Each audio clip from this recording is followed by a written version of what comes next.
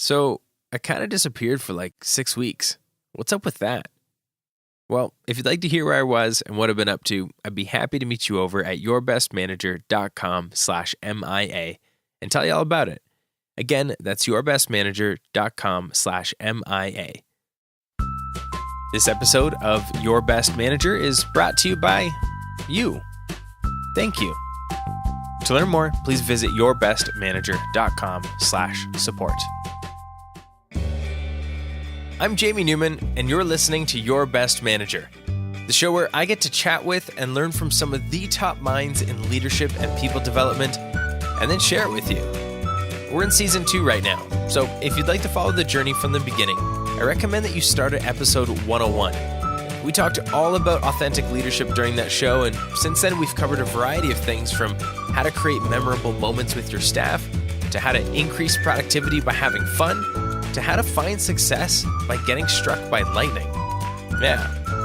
I've got to say, though, this moment right here from episode 103, like, why? Concept says, what? That's $60. Oh, no. No, I mean, not oh, no. I did it again. $80. This is so much fun. Yeah, that's my favorite moment so far in season 2. But maybe the best is yet to come. See what I did there? Anyway, if you've been following along since the beginning, welcome back. I'm glad to be here with you, and I've got to say, you're in for a fantastic show. Here we go. And so a rant manager is going to micromanage. A rant manager is not going to hold people accountable. A rant manager is not going to own, their mistakes. Whereas a rave manager is going to walk the talk. They're going to make sure that they're treating employees well. Your employees determine what kind of experiences your customers have with your company. No company can afford to have employees who are renting their jobs as opposed to owning them, treating customers in a manner that conveys they just don't care. If your employees aren't engaged, your customers won't be either. To illustrate this, a study performed by Gallup and the federal government's General Services Administration, GSA, found that work groups with higher levels of engagement had, on average, 23% to 26% more highly satisfied and loyal customers, which equated to more than $1 million in revenue, than work groups with low or slightly engaged employees. What effect do disengaged employees have on your customers' experiences? And how much is that costing your company? It's important to remember that customers aren't looking for transactions. They want relationships with you and your employees. They want personalization. They want to feel valued and appreciated by the companies with which they do business. How can you exceed their expectations? It's not rocket science. Make sure your company is staffed with engaged employees who take ownership of their jobs and care about providing consistent, memorable customer experiences. While CEOs, business owners, and managers emphasize the expectation of delighting customers, it's their employees who are most often responsible for delivering the experience, and how you treat your employees will often influence how they treat your customers. That right there was a passage from the book Turning Rants Into Raves. Turn your customers on before they turn on you, by authors Randi Busse and Carol Heddy. And I was privileged with the opportunity to recently connect with and chat with one of those authors, Randi Busse, about two of the most significant contributors to business success: employee engagement and customer service. Let me start off, though, by introducing you to Randi. Randi Busse, president of Workforce Development Group, has been helping employees to delight customers for more than 25 years. Her programs help employees think like an owner, not a renter. Her book, Turning Rants Into Raves, is written for CEOs, business owners, and managers that want to improve the experience they are providing to their customers. Randi is a dynamic speaker with the ability to make audiences listen, nod, laugh, and connect the dots between their own experiences as a customer and how their behaviors and the way their employees treat their customers affects their bottom line. If you'd like to connect with Randi and check out her book, you can visit yourbestmanager.com/episode 106 after today's show to find out more.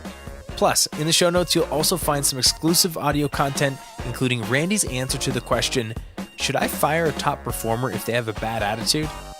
All that and more again at yourbestmanager.com/episode 106. So what I do is I work on mindset first. And so I want to get the employees to think about their employment future in the organization. How long do they see themselves staying there? And what are the things that are going to affect not only their tenure at the company, but how successful the company is going to be for them to even have a job there. And yeah. So you get where I'm going with this? Absolutely. I love what you're talking about because I don't want to say typical. I don't want to bucket customer service professionals or consultants at all, but I'm going to bucket them anyway.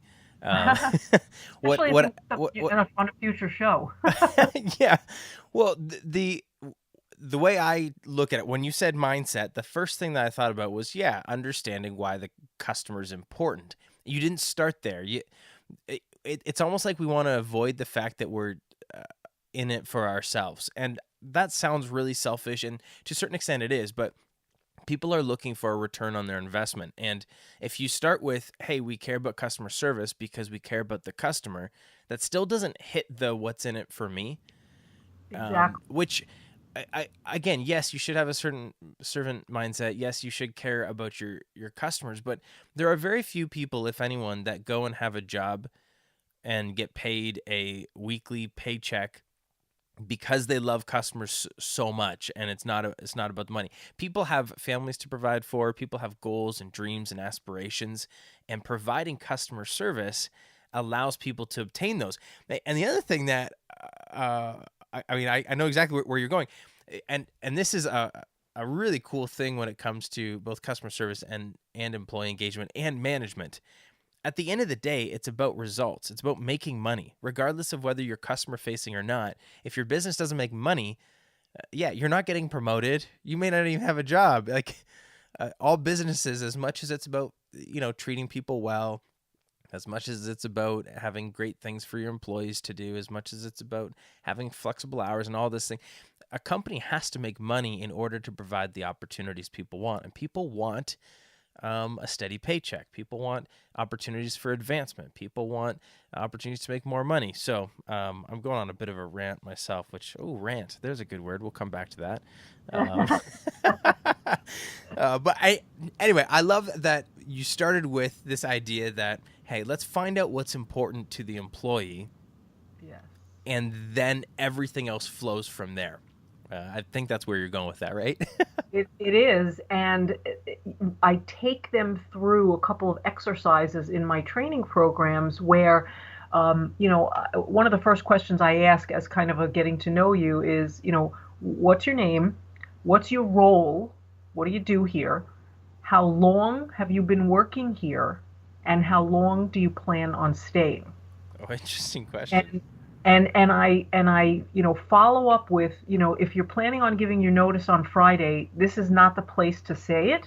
Right. But there is a reason for me to ask that question. And, oftentimes in my programs, the leaders and managers are participating as well. Mm-hmm. And so they would sometimes think that their presence in the program is going to hinder their employees from being open mm-hmm. and really sharing. And I don't allow that to happen. Not to say that I'm, manipulating the conversation, but I create an environment where everybody is able to speak freely. Some of it is verbally, some of it is in, written form where it's anonymous. During the workshop, you're writing things down that affect you negatively, and I'll get into that in just a second. And so it's really all about creating an environment where you realize that what you do matters not only to the company, not only to the customers, not only to your coworkers, who in most cases become your second family, but it also matters to you as an individual, as a provider for your family, right? Mm-hmm. You mentioned, if truth be told, we'd rather not work, right? We'd rather go to the beach and travel and play tennis. However, most of us work because it's a means to an end, and we want to support our family. And so if we could take it back to how what you do and who you are and how you show up impacts you personally, by continued employment, by a promotion because we recognize that you're going above and beyond and you care, as opposed to, going home and saying to your spouse, oh, honey, I got fired today because I didn't do what I was supposed to do in my job. Who would want to go home and say that to their family? Exactly. So I'm helping employees to look at things through a different. And not just millennials, people of all generations want to come to their work and feel important. So if you've been following the Your Best Manager podcast since the beginning, you'll likely remember one of my favorite episodes, episode 32 with Andrew Sherman, where we were discussing his book, The Crisis of Disengagement. Now, before I play a clip from that episode, I want to rewind to something Randy just said, something which parallels a point that Andrew Sherman was determined to put an exclamation mark on. It's really all about creating an environment where you realize that what you do matters. One of the great stories I remembered from a kid was we pulled through the toll booth operator when I was only 6 or 7 years old. And I said to my parents, God, that's such a boring job. I mean, all you do is sort of, collect change and give it back and say the same things every day, dollar toll, please. I said, what can we do to make that job more interesting? And for the rest of my life, every time I pull to a toll booth and there's an operator there, I engage them in conversation. I thank them. I do something funny. You say, what does the toll booth operator get to say to their spouse or significant other at the end of the day when someone says, how was your day, honey? And how was your day, honey, is a lot bigger part of engagement. And if you give somebody the ability to speak with pride and enthusiasm and a sense of worth when they answer the question, how was your day, honey, then just to your point and cynic's point, you won't get the fine, it sucked, it was terrible, I hate my job, I hate my company, I hate my supervisor, I can't wait to get out of there, but I'm not going to do anything about it. I'm just going to be miserable for the rest of my existence.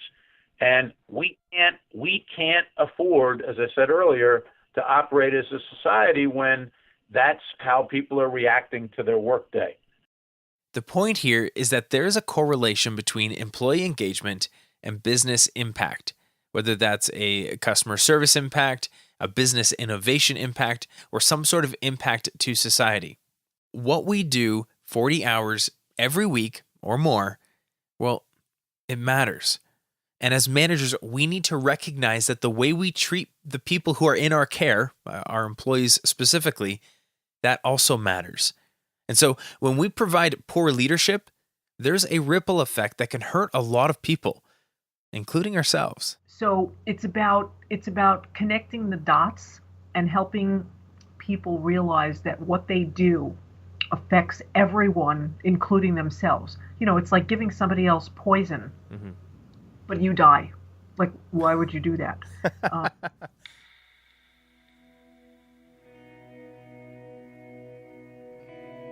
I want to go back for a second because you said something really interesting to me. You were talking about creating an environment where people can be honest and how managers sometimes fear that their presence may hinder that. Now, I'm not going to ask you to go into how do you actually create that, but I'm just wondering, is that uncomfortable, or is it something that you find people are longing for? Because I feel I've been in situations. I've been in both rooms. I've been in the room where no managers are, and things sometimes turn into complaining circles where all we do is complain. And I've been in circles where the manager's there and no one wants to say anything. I've also been in situations where everyone's there and there's real candid, honest feedback. And I'm wondering if that if you'd attribute that to setting the stage properly, or do you think that comes down to the manager creating or being okay with receiving feedback? Because I don't know. I'm just imagining in my head the defensive manager ruining your moment. I don't know. Do you understand where I'm going with this? Yes, I do. And so I do set it up in a way that, I speak with the managers and the leaders beforehand, and, they have to participate. Right. I've gone into organizations where the leader's like, okay, just train my folks and I'll see you later. Yeah. And I say, you know what, I don't think this is going to work. And as it turned out, that particular leader was part of the problem. Right. And so by you not participating, you're not going to get the buy-in. And so that's really important. And so one of the things that I speak with the leaders about beforehand is the necessity of them being vulnerable. Yeah. And them fully participating. This is a learning environment, and they're not above the learning. And I sometimes get feedback from the managers about the fact that they learned so much about themselves and saw their own areas of opportunity even more so than the employees that the program, ultimately was for, if you will. So I ask them, if we're talking, let's just say we're talking about over-talking customers, right? Mm-hmm. Because, it's customer service related, but really, Jamie, it's communication and it's life skills, and it's how we are. How we are with anything is how we are with everything. And so if we're talking about why it's not good to overtalk customers, and you happen to overtalk people, I want you to say, oh, you know what? That's something I need to work on. Mm-hmm. Because when you can expose yourself, not literally, but figuratively, it creates an environment where others feel that they can be vulnerable as well. Absolutely. Yeah. I love what you're saying, because I'd say that's a big win when a leader finds an opportunity to change, whether they're great to begin with or not, because if you change the direction of the head, I'd say, of a body, the entire body goes in that direction. And so when a leader finds a new opportunity, at the end of the day, if you go in for training, you're not there forever. For that to stick and hold and make lasting change in terms of how the business operates and actually create those opportunities for the people on that team, someone needs to steer the ship. So I absolutely agree that they need to be involved, but I also think it's a great point when someone or when a manager finds a big win. That's maybe even more important than the employees. It is. And going back to, the head, I have a saying, Jamie, the fish stinks from the head down. And, the fish is the leader. And so if the leader is not walking the talk, if the leader is not being a positive role model, if the leader is not treating the employees in the same manner that they want the employees to treat the customers, well, then you're going to have a disengaged, uncommitted workforce. This is such a good point to emphasize. So often I hear company leaders, frontline supervisors, people managers at every level of their organizations talk about the importance of customer service. And what that leads to is that customer service becomes something you hire for, something you fire for, and in really progressive companies, it becomes a metric that heavily influences whether or not your people get promoted. Here's the problem, though, and this is a common problem organizations face every day.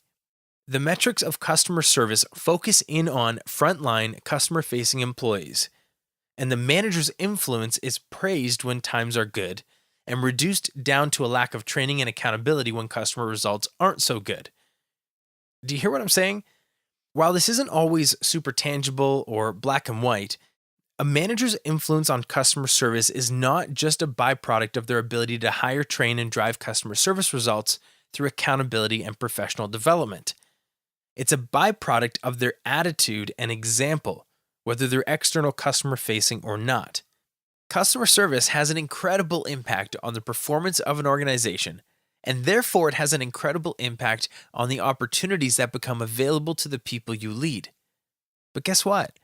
That doesn't just mean that you need to drive customer service in order to be a successful manager or business owner. There's more to it than that. So, you know what? Let me just simplify it this way for you, and then we'll get back to the discussion because I could stand on my soapbox for a very long time. Richard Branson, you know who he is, and if you don't, Google him.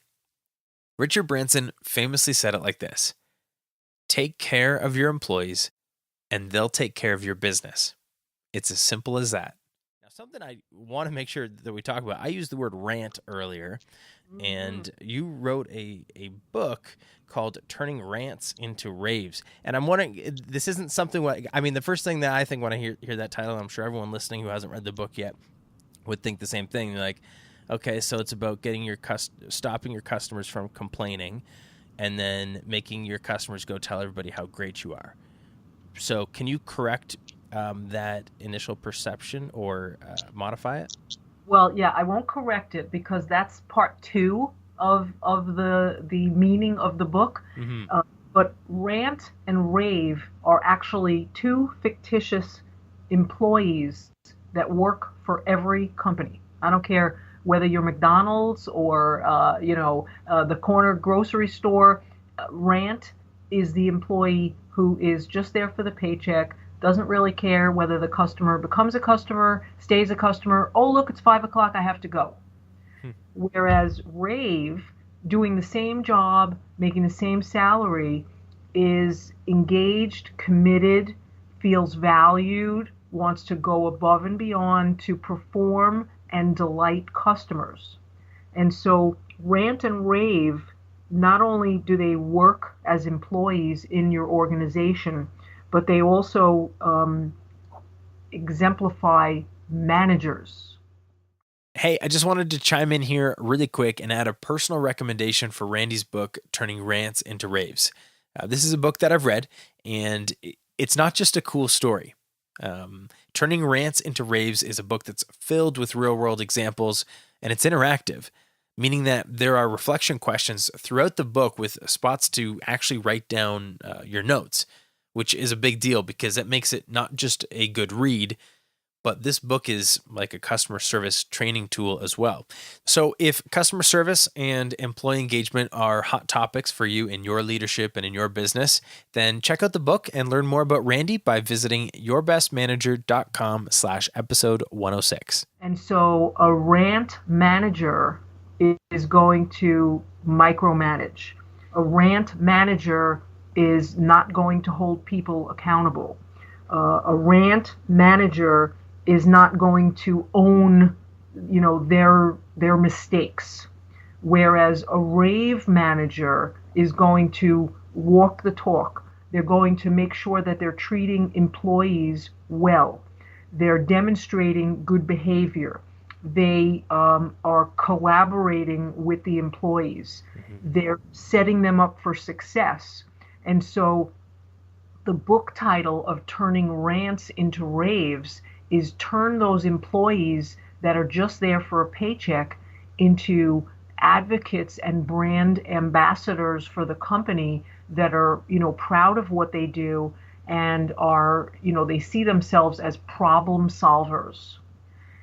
And if your employees are acting like rave, they're going to provide a great experience to your customers who will then be raving about your company and the experience that they've had. However, if rant is serving the customers, there's a good chance that they're going to be providing a poor experience, which is going to inspire your customers to rant about your company. So the book is designed to turn your rant employees into rave employees, which will then create your customers to rave about your company instead of rant about your company. I think that's really cool. I do have to ask the question, and I almost don't want you to answer it, and you won't answer it anyway. But so does rant become rave in the end? You have to read the book to find out. I was Actually, hoping that's what you'd say. Totally well, kidding. actually, the book, the characters, these fictitious employees are illustrated, through comic strips. Oh, cool. And so it's a light way to look at a serious topic.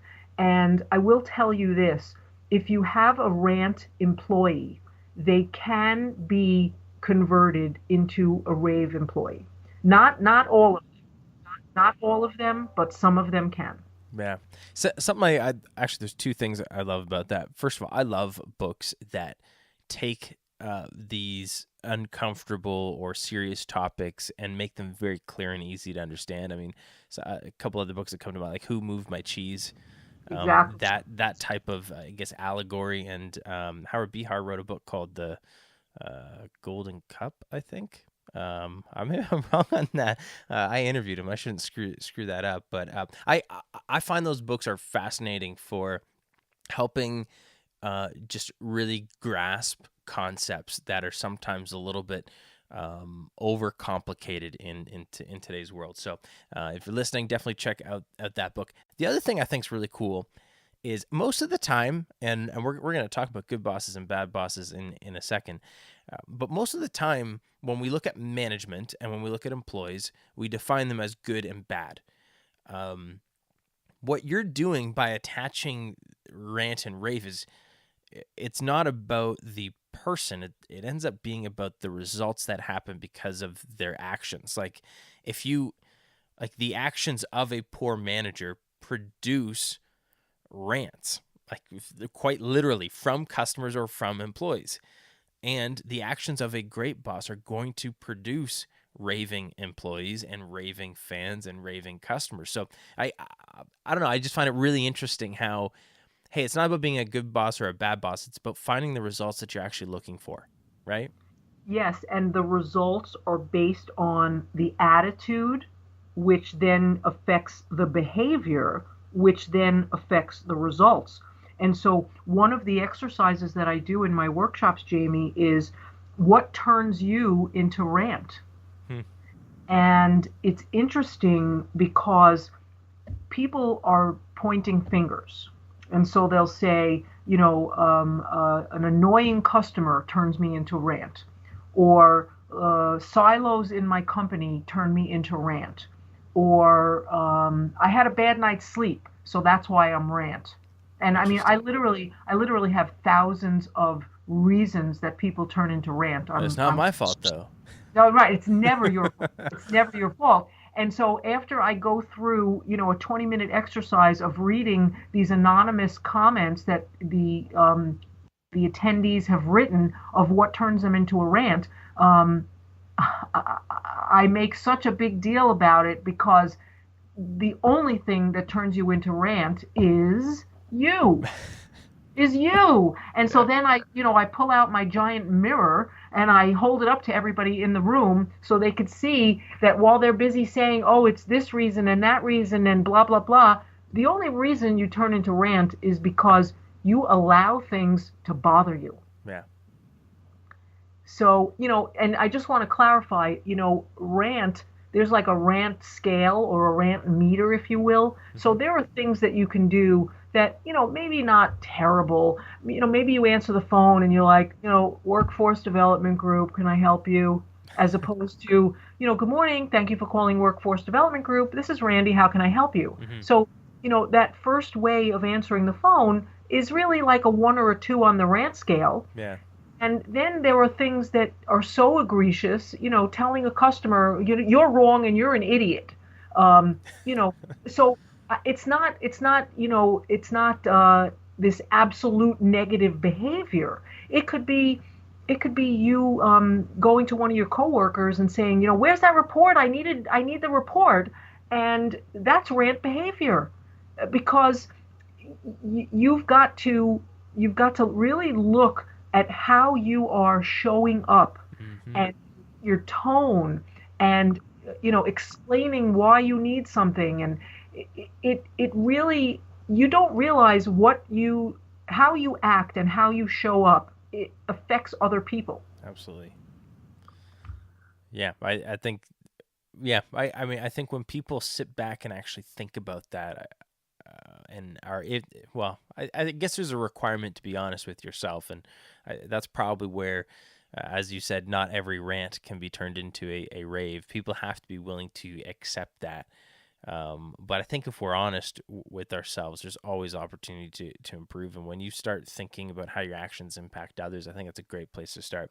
I could continue talking about this forever, but we don't have time. That said, you'll have to have me back on, Jamie. I know. That said, I do. This is the Your Best Manager podcast. I've got to ask the question, Randy, who is your best manager and why? I wish I had a great answer for that. I bet you do anyway. Well, when I was a manager, I was told that I was tough, but I was fair. And you always knew where you stood. And, I think the best manager is one who is a coach, who is a cheerleader, and who looks at their employees as a piece of clay. And you know what happens to clay when you leave it out for too long without touching it and molding it? It gets hard. And you can't do anything with hard clay. And so I think the best manager is the one that makes time to spend with the employees, to mold them, to shape them, to set them up for success so that they could go on to be the best manager. I like that. So I copped out of answering that question, but a little bit. However, you bring up a good point. I mean, leadership is about legacy. At the end of the day, it's not about the results you get today. Sure, maybe they're fun, maybe they're great, maybe you win whatever battle you're facing. But it's like, what? So what? What are you leaving behind? What lasting impact? I talk about this, or I've talked about this before, where I imagine like you're at a conference or something like that. There's maybe 100, 200 people in the room, and the speaker says, if you've had a bad boss, if you've worked for a bad boss, I want you to stand up. And I just imagine the entire room stands up. Yeah. And then the manager or the speaker says, now, if you've had a good boss, it's like someone who's incredible, someone who was that coach, that cheerleader, someone who molded you, someone who was tough yet fair, someone who helped you become a better person. If that's the case, I want you to remain standing. And I imagine that not a single person sits down. Now, the second I say that, everybody listening is just like, that would never happen, because it's way easier to point out a bad boss than a good boss. And so what I talk about is it's not my goal that you go to a conference and every single person stands up when a speaker says something like that. The goal should be that your employee 10 years from today, if they're the one sitting in that conference, that they remain standing because they think of you. Like it's about making an impact on an individual, not making this massive change the world type thing. But I think you're I don't know, I think you're spot on. I mean, when you think of who was your best manager, when you like that entire question, the entire purpose of this podcast is the answer should be you at some point to the employees you have today. Like that's the point. Yes, we want to recognize the people that have maybe had an impact on our development, but it's more important, if you're listening to this podcast right now, what's important is that you become that person for your people, regardless of whether you've had that incredible boss. You start that chain link of great bossness, I'll say. So I love your answer. That's so powerful what you're saying, Jamie, because employees don't necessarily quit companies, they quit bosses. And I'm sure you can think of your own background, and that's been the case for you. And so I try to be somebody that makes people feel like they could do anything. Mm-hmm. And that to me is what a good manager is all about. It's seeing the potential that an employee has that they don't even see themselves. To close today's show, I want to start a bit of a conversation. One that you can maybe have with the mirror a little later on today. And I'm going to start with a question that Randy asked, I don't know, maybe 6 or 7 minutes ago. What turns you into rant? What are those triggers? What are the things that seem to push you off the rails even just a little bit? The things that happen which lead to you not being the leader you know you should be. Maybe it's an annoying customer, an annoying employee, an annoying team member. Maybe it's your company's red tape. Maybe it's stress at home. You know, come to think of it, there's actually another book that I'm going to bring up here. It's called The Oz Principle, and really you only need to read maybe the first few chapters to be impacted by its message. The general premise is this. Although you can't control everything, you can control your responses. And you have a choice in every circumstance.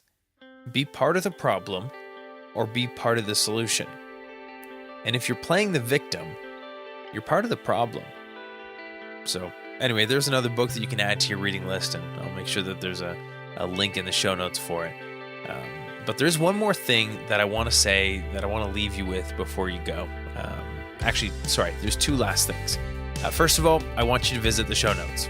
I've said it multiple times during today's episode, but you'll find them at yourbestmanager.com/episode 106. And if you're listening on your cell phone right now, you'll see a link directly to those show notes that you can just click. So just go into whatever app you're in and click that button to go to the show notes.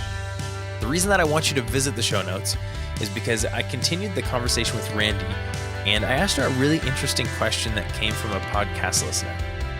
The question is, should I fire a top producing employee if they have a bad attitude? It's a really super interesting topic, so head over to yourbestmanager.com/episode 106 and check out the bonus conversation that's over there. And here's that one final thing I'm going to leave you with. The topic of today's conversation, and really the foundation for the work that Randy does, comes back to motives rather than behavior. Here's what I mean.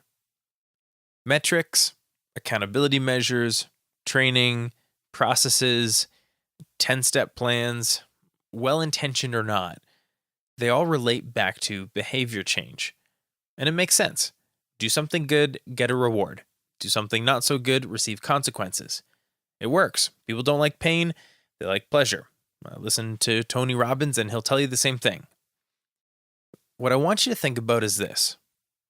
What kind of a person genuinely produces the behaviors that Randy is talking about, that we talk about all the time on this show?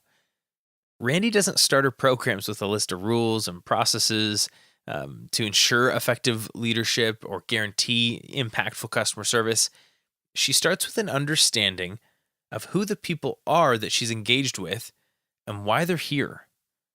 So I'm going to take that a step further. I'm sure I could easily go into the Simon Sinek start with why and make sure that you get your why right first.